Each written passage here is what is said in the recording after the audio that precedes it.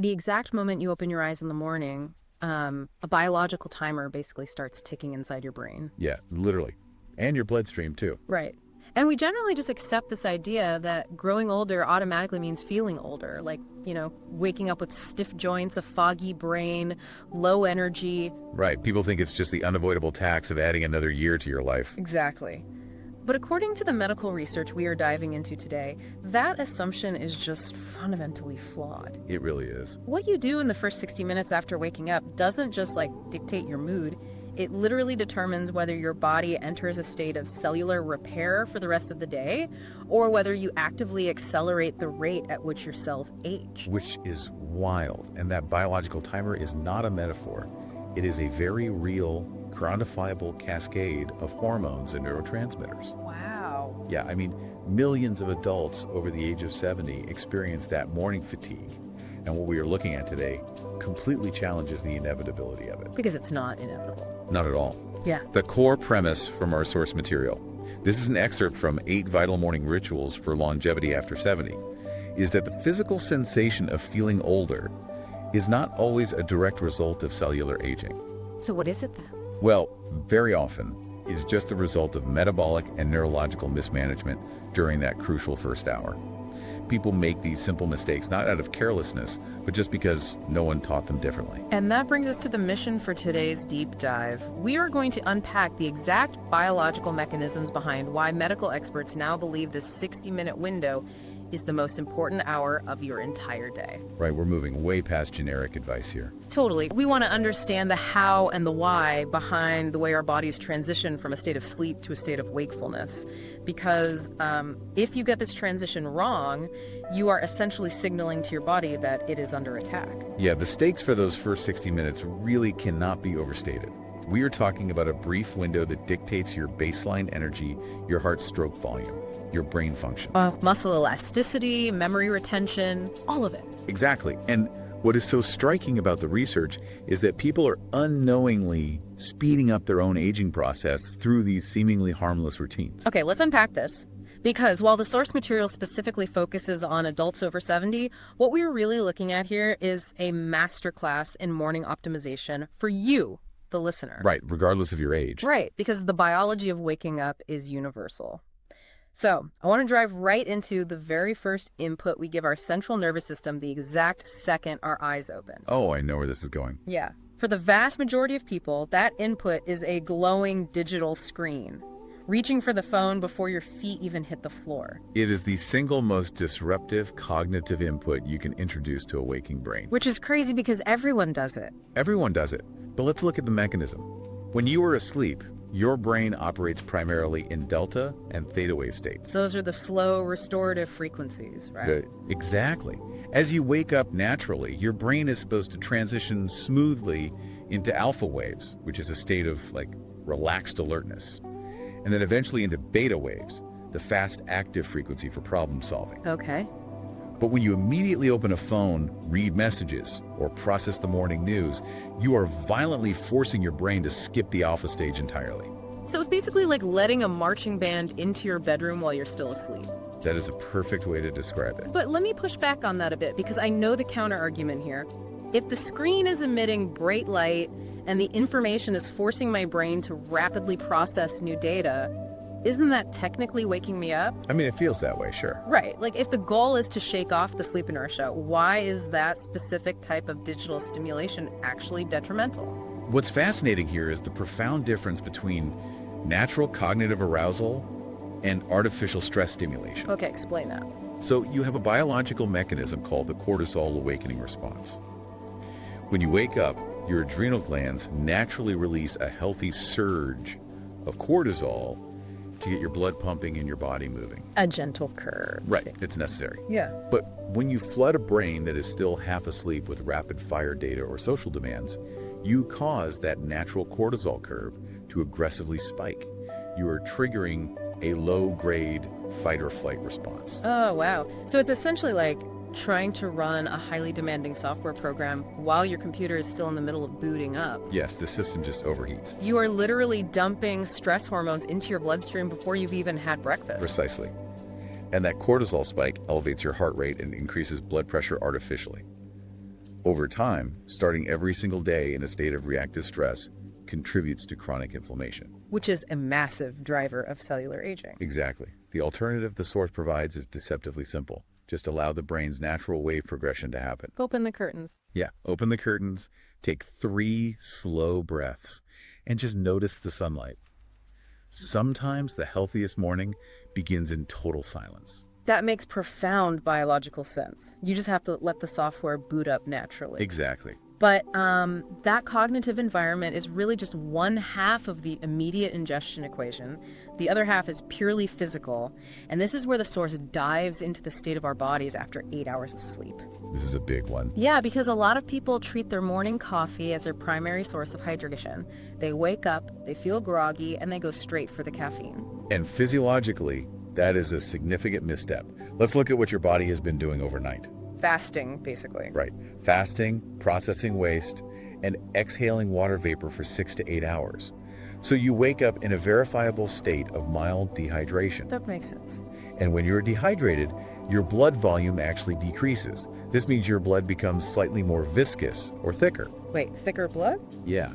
And because of that viscosity, your heart has to work significantly harder to pump oxygen-rich blood up to your brain, which is the exact reason you feel dizzy or suffer from brain fog right out of the gate. Okay, but wait, let me just ask, if my coffee is brewed with like 98% pure water, why isn't my body processing that as hydration?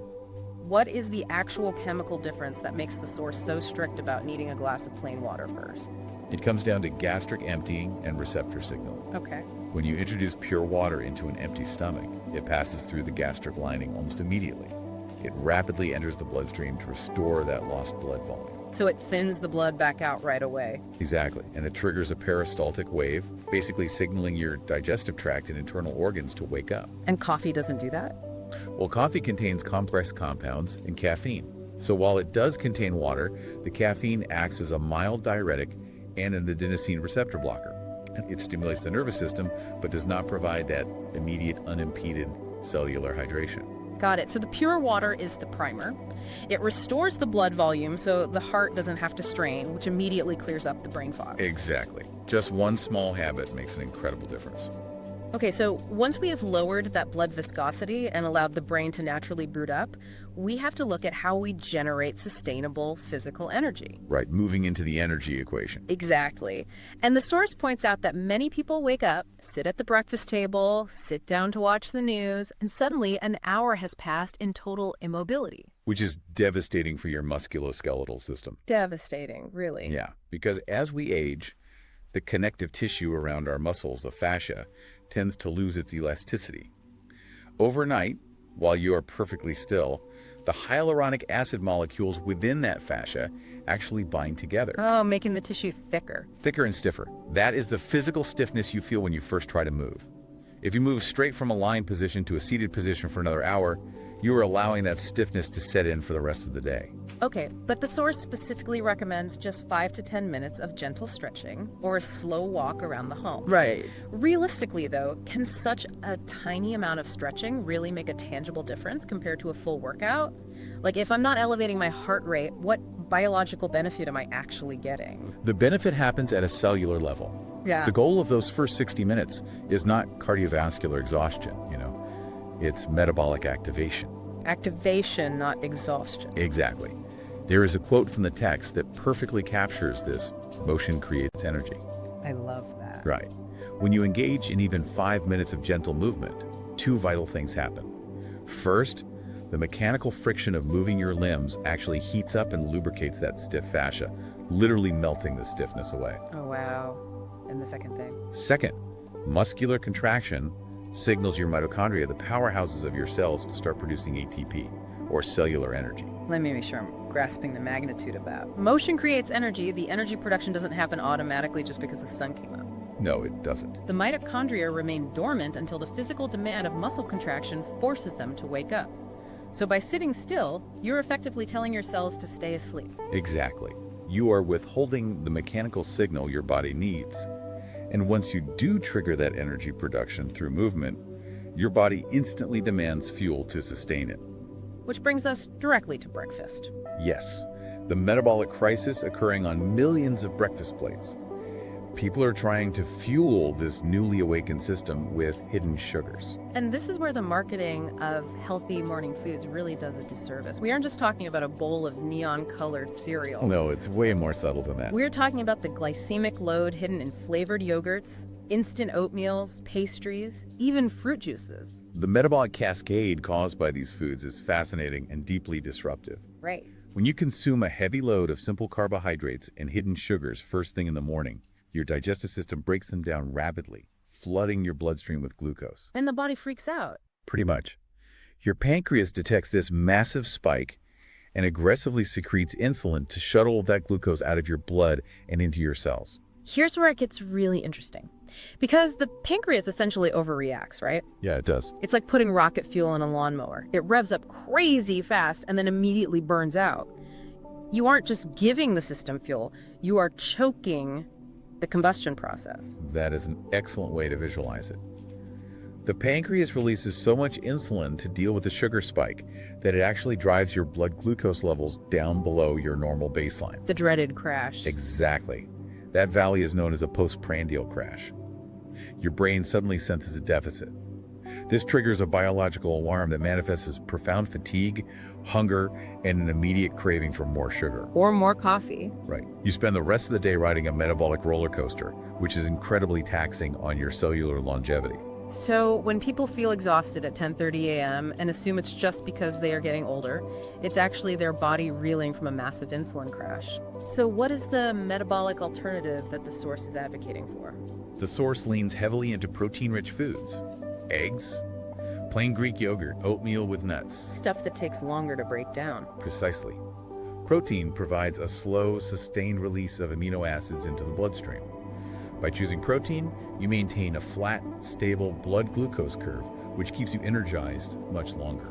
It's incredible how interlinked this all is. We've optimized the brain waves, lowered blood viscosity with water, activated the mitochondria, and stabilized insulin. But energy isn't just physical fuel in motion. Right. The source introduces another layer that exists completely outside our internal biology, our physical environment, specifically the profound impact of morning sunlight. Yeah, if we connect this to the bigger picture, our internal biological clocks are completely tethered to our external environment. The text calls sunlight nature's most powerful medicine. And the neurology backs this up. Inside your eyes, you have specific receptors called intrinsically photosensitive retinal ganglion cells, or IPRGCs. That's a mouthful. It is. But basically, these cells aren't for seeing shapes or colors. Their sole purpose is to measure the amount of light entering your environment and report directly to your brain's master clock. And indoor lighting simply isn't bright enough to trigger those receptors, is it? Like, even in a brightly lit kitchen? Not even close. Yeah. A bright indoor room might give you 200 to 500 lux, but stepping outside on a relatively overcast morning exposes you to anywhere from 10,000 to 20,000 lux. Oh, wow. That's a massive difference. It's huge. When that influx of light hits those receptors, it sends an immediate electrical signal to the pineal gland to completely shut off the production of melatonin, the sleep hormone. It definitively tells your body to wake up. So by staying inside, drinking coffee in a dim kitchen, you are leaving your brain in a state of melatonin purgatory. Yeah, it doesn't fully know if it's supposed to be asleep or awake. But the source also claims that this morning light affects your sleep later that night. How does 10 minutes of light at 7 a.m. dictate what happens at 11:00 p.m.? Because that morning pulse of light actually sets a biological timer. It synchronizes your circadian rhythm, scheduling a natural release of melatonin about 12 to 14 hours later. That is wild to think about. Morning sunlight is literally a sleep aid. It's a holistic biological reset. Just sit on the porch, walk to the mailbox, just get outside. Right. But as we synthesize all of these physical and environmental inputs, we have to look at the internal narrative playing out in the brain, too. Psychological state. Exactly. Because the final habit the source identifies as a major accelerant to aging is chronic morning rumination. You know, waking up and immediately running through a mental checklist of health anxieties, financial stress, or family friction. And this brings us right back to where we started with the cortisol awakening response.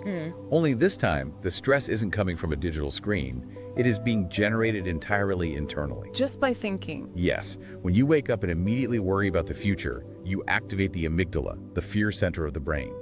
You are actively flooding your own bloodstream with stress hormones. exhausting the mind before breakfast even happens. Exactly. I have to challenge the source's solution here, though.